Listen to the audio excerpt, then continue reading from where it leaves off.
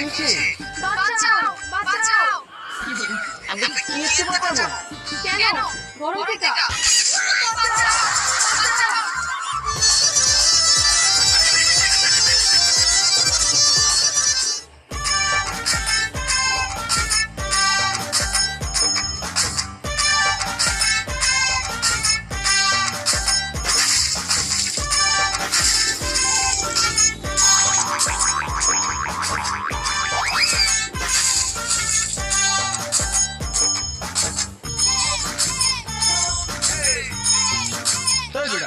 তোর বাসায় বাথরুম নাই?